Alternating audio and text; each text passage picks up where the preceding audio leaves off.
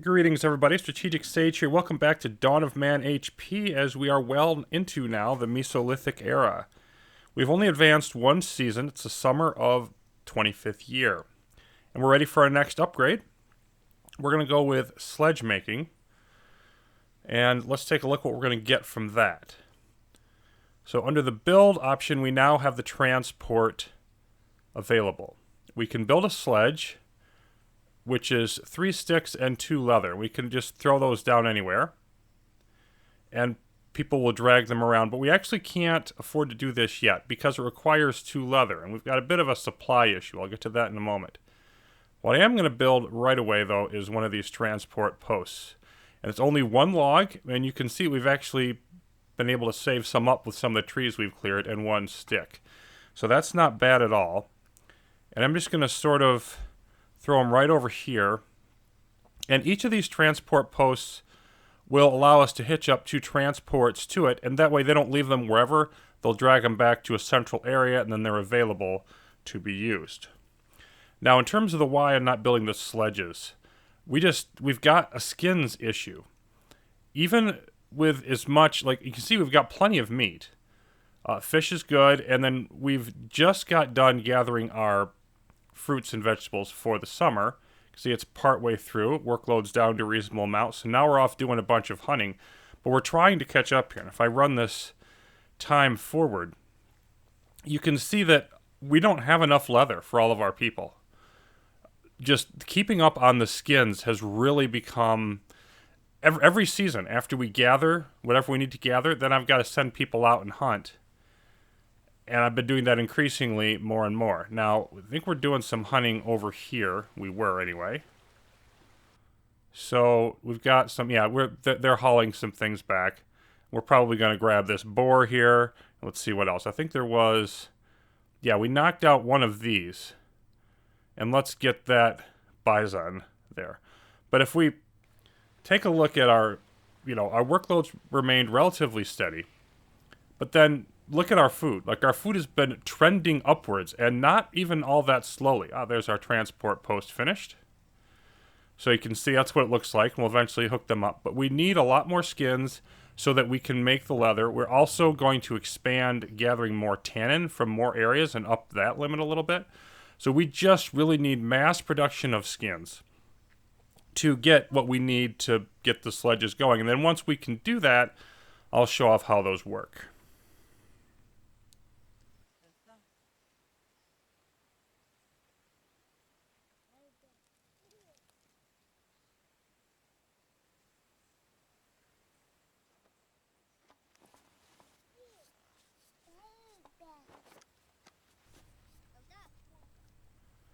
Now, it took a little over a year to actually get all this done because we had to wait till the next spring to gather more tannin and build up some skins and everything. But now, here we are in the summer, and we've got 2 sledges, 2 people carrying them, almost right on top of each other. And they're headed over to one of our latest kills. And along the way here, we're going to see just sort of the volume of killing I'm really trying to do here, because we've got a couple ibexes here who need to be butchered. They haven't been working on that yet.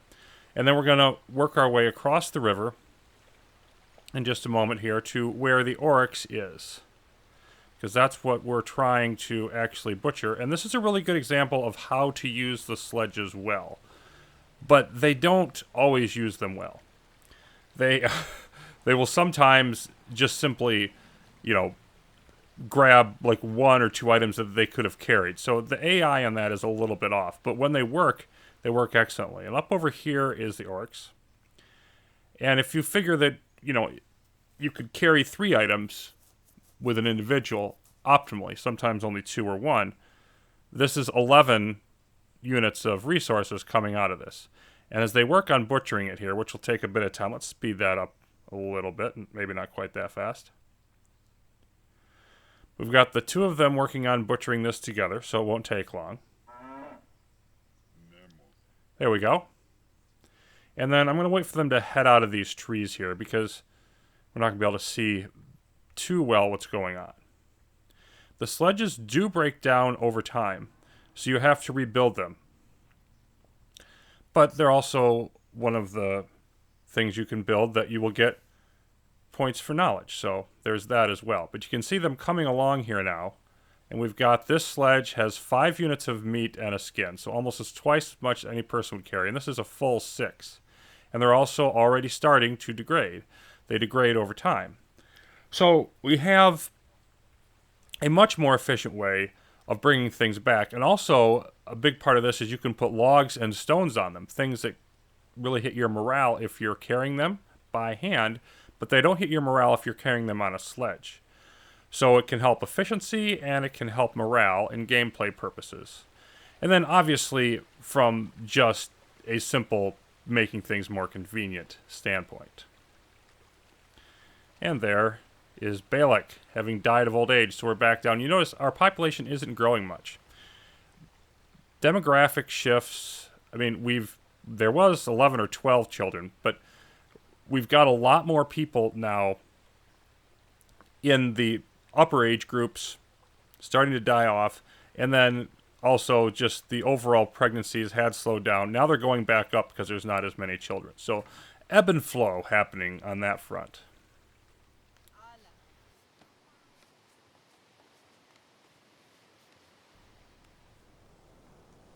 By wintertime, we had a new problem and a new use for the sledge. People keep dying now. See, we're down to 26. It's a little bit below where we were before. And this burial mound is full. So we actually need another one here. We've got to get a second one up so that we have enough capacity. I think we actually might have a dead person or two floating around that we can't even bury at the moment.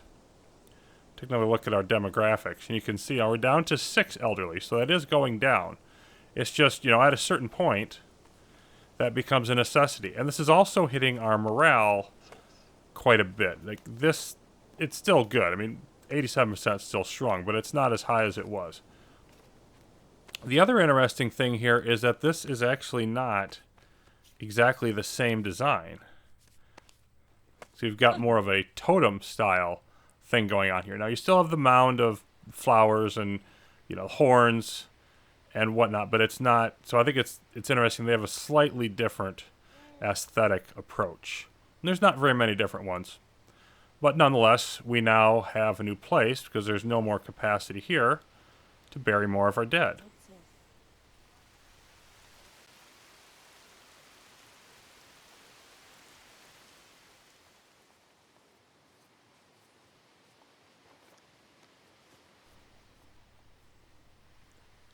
The stagnation continues, but the next winter I thought this was interesting. They're using the sledge to haul the dead body even up into burial position. And if we look at our issues here, we've got 1 spot remaining in each. And so they're gradually decaying, and we're so far keeping up with demand, but it's actually pretty close here. So in the spring, things stabilize quite a bit. With all of the skull poles we have, we really are pretty stable in terms of being able to recover. Already got the morale up, almost all the way. Welfare is strong. We've got 4 pregnancies. We're growing again a little bit here, and we didn't dip too far. You can see that the food situation has stabilized. Our resources are pretty good. And look at the bones. We have 15 of them. That's important, because we're going to pick something related to that here.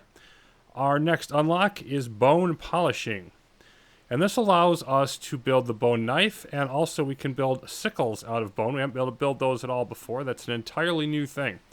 And I strongly, strongly, strongly recommend video about sickles and a later invention for harvesting grain known as the scythe that I'm going to have in the video. I thought it was really interesting. Also some discussion of helping more primitive cultures in modern times and what sort of help is useful for them for advancement.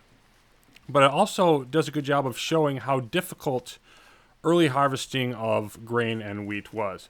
So if we look at this, we have, I'm just going to pause here for a moment, the biface that we've been using forever. Butchering, harvesting, and fighting. And now what we're going to do is we're going to split those into a couple different tools. You can see that the knife requires stick and bone, but it's better at butchering, so we're going to make some of those.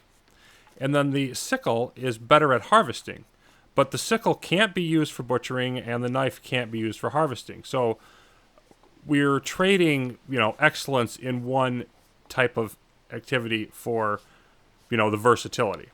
We can take off the biface, and if we take a look at our knowledge screen here, and we head down to the biface, we built 22, and we're never going to build any more of those.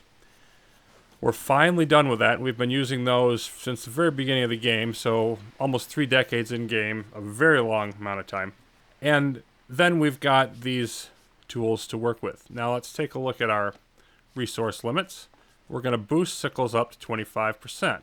And that means we're going to have several people now, about 7 with our current population, that at any given time can use these. And again, we're just sort of splitting these around. We're still going to have like a surplus of tools, but the knives here are just going to shift from the biface to the bone knife, and that'll be fine. Then the only thing we're not building is the slings, and we're not ever planning on doing that. And then in the crafter here, you can see that we've only got a couple of, upgraded versions of those that we're going to get to later, but all of the types of tools we can make, sickle was the last one of the basic tool types in the game. So we've only got a couple things left now, here and here, to upgrade within the Mesolithic time frame. So here's a good example of what an early sickle would have actually looked like. You've got the curved wooden handle, pieces of bone or flint, whatever, stuck into it. So you've got like a serrated tooth type of cutting surface, if you will. And if you've seen or do the Sickles and Size video in the description, imagine how difficult this would have been to use over an extended period of time, because you'd have to squat down and, just sort of hobble forward through the areas of grain, or even worse, bend over and seriously have some problems with your back. Doesn't take a lot of imagination to understand why this would have been really difficult. And then this here is a little bit ahead of this, but I think it's worth showing. This is an Egyptian Khopesh. It's a weapon that was used quite a bit later on in the Bronze Age. And I'm including it here just because of the similarity. You can see that it was clearly inspired by the sickle. You've got the curved edge added into the sword there. It's very possible this was a multi-purpose implement. It's probably the most effective weapon of its time. And then it could also have been very practical, the curved edge being useful for harvesting when the soldiers weren't fighting, or for cutting food or whatever. And so the necessity in different areas, combat and domestic life, sort of feeding into each other. Back to Inception, where we've had another rash of the elderly dying, population slipping a bit to 25. And also, there's not a whole lot of work getting done at the moment. And that's because people keep coming in here. We just had a few leave. But to venerate the recently dead. Here comes a bunch more. We'll see what they're going to do. Are they going to accomplish anything? And of course, it's important to actually do that to recover morale, but it just kind of slows everything else down. So I'm building a third burial mound, because as you can see, well, this one's full. And that one's full, doesn't quite have enough room. And if we look, we also have Drayan just laying over here dead, because there's no way to inter them. There's no place for them to be buried. So now we're getting our third burial mound up, and we're trying to clear out this right here in case we happen to need another one, or at least to give plenty of access around the burial sites.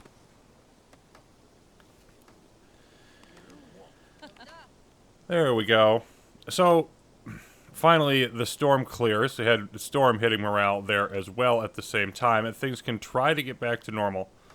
But I was actually pretty impressed at how quickly we recover here. Because you can see, welfare dipped down to, I think, high 70s, something like that.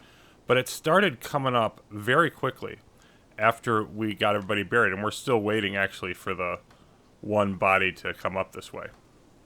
And as we continue forward in time, another benefit of getting the bone polishing that I neglected to mention is simply that we're able to conserve more flint now. We don't use flint for the biface, so making those tools out of bone really helps the resource side of things, with bone being renewable.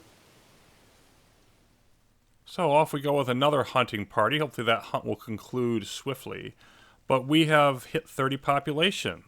And that gets us up to another knowledge unlock. You can see here our population knowledge boost is now only going up every 10 instead of every 5 as it's gone up so far. So we're going to get less knowledge from population going forward. There's a wolf that's now gone and adds to our knowledge pool. So I'm just going to chop down this tree here. We'll see why in a bit. We are going to unlock spirituality, which allows us to build the totem. And the totem is the next item up the spirituality and morale sort of structure tree. That's beyond the skull pole, which we've had. So we're going to slop one of those down over here. And I just sort of wanted to put them on opposite sides of the camp. We'll face it that way, I guess. And then, so if I have one over there and one basically here where this tree is, once it gets cut down, then we should be in good position. And they're working on doing that. We need logs for these, as you may have noticed. Let me highlight that again. 4 sticks, 4 bones, 2 skins, and a log. So this is not a cheap building to construct. But like the skull poles, they don't decay. So we've only got to build as many as we need, and they should remain. The term totem means a natural object or animal that serves a spiritually symbolic purpose, like an emblem, becomes the identity of the tribe or village. We think, because there's a lot of debate around this kind of thing, but, you know, people would take birds or, you know, hostile predators like tigers or cats or whatever, or, you know, crocodiles were an animal that was favored by a lot of ancient cultures. And we know there's a lot of carvings of these in stone, and there's some totem-like structures that are more like a stone column, but most of them were made out of wood, we believe, and therefore did not stand the test of time. So there's not a wide base of knowledge there, and it's a very debated thing. We've got to get... See, we've got the logs. They're coming over this way now, so we should be able to take a look at this. And this is one of those areas where it was interesting for me because I learned a lot that I did not know about totems in the process of researching this episode. Let's pop in here and see them build it. He said. There we go. Maybe we cycle around to a more appropriate vantage point. So you can see this is a large, fairly impressive structure. I think these are the most impressive structures we can build to date. We've got horns up here. We've got all of these carvings and, you know, sort of drawings and symbolic stuff coming up this way. And we've got various, you know, of these, like, there's more stuff in the back.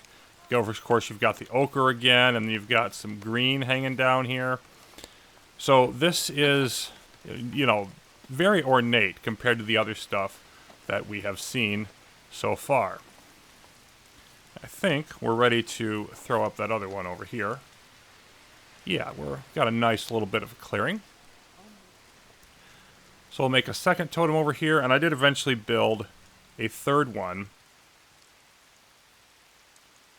This is a fairly typical modern totem pole, although many are larger. And again, I got to put this in with the caveat. This is not saying this is how things looked in the Mesolithic era. I'm sure they didn't.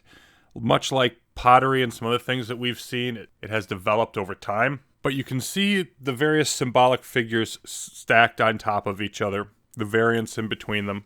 And one thing that I thought was really interesting and instructive beyond that is a phrase that I was exposed to quite a bit when I was younger. I've even used sometimes on occasion myself wrongly. And because of that, I have to admit, insultingly, had people in the affected cultures heard it. And that's the expression low man on the totem pole, which is taken to mean, you know, the most junior person, the most inexperienced, most insignificant in any particular group. And the thing is, that phrase comes from this book, in terms of being popularized in any case, by H. Allen Smith. Released in 1941, this was a big bestseller. Lots of self-effacing, self-deprecating humor relating to Smith's life. And a friend of his, comedian Fred Allen, would refer to him often as low man on the totem pole. But in actuality, the way that totem poles were built, and check out in the description video The Art of Totem Poles, I thought that was pretty interesting. The figures lower on the pole, especially at the bottom, are actually the most important because both literally and symbolically, they're supporting the ones above them. And so the ones at the bottom, the master craftsman in charge of constructing the pole, would really be doing those himself. And then the various helpers and apprentices, and by the way, it takes decades to learn this art, would be charged with helping out with typically somewhat smaller figures and definitely those further up the pole. And so low man on the totem pole would actually be the most important, the most significant, if anything. And I found discovering this to be a really revealing thing. And it's not like it's the only case of this or anywhere near close to it. But it's a situation where the actual reality is misunderstood by somebody. They happen to become culturally well known and put it out there, and it gets spread around and encouraged and becomes part of our popular lexicon. And then something that not only isn't true, but is like the opposite of the truth, becomes ingrained in what we know and understand. And that twists what we know or think we know about other cultures that we're not intimately familiar with, and about history and so on.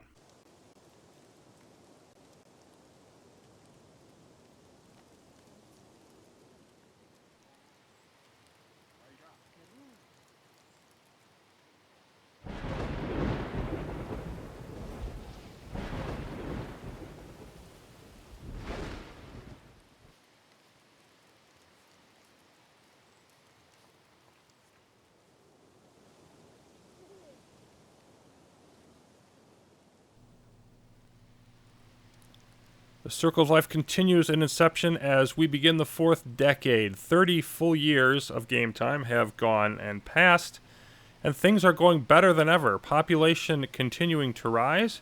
We've got 6 pregnancies at the moment, which I think is a high for us. 100% welfare. I mean, you can't do any better than that. Our supplies are good. No issues really across the board. And everyone is as happy as they reasonably can be. So we're going to move on to the final advance of the Mesolithic era. And that is stone polishing. That allows us to build sickles and knives out of flint. But the thing is, we don't really want to do that. We've got plenty of bone. The supply has gone down some, but all that really means is less of it is decaying as more of it is actually being used. And that's not an issue for us at all. So we have left now simply to grind towards the Neolithic era, which is marked by serial domestication.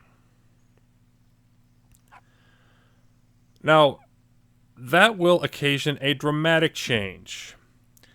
And I believe that this is the most important advance in the era covered by the game. And in fact, I would say even that is soft pedaling it. And so for the next episode, we're not going to be playing Dawn of Man at all. It's going to be in the same playlist, and we'll return the episode after that. But it's going to be more of a lecture format. I'm going to do some things with historic philosophy and talking about how important, the cultivation of crops really is, and some of my own theories and all of those types of things. I think it's a point in history that really merits a fuller and more expanded discussion. So I hope that will be interesting to people, but if that's not what you're watching for, if you're just interested in the sort of more realistic gameplay aspects, then, feel free to skip that and then come back the episode following, so no hard feelings there. But until we get to that, thanks for watching, everybody. Inception's looking good, and the journey will continue soon. See you then.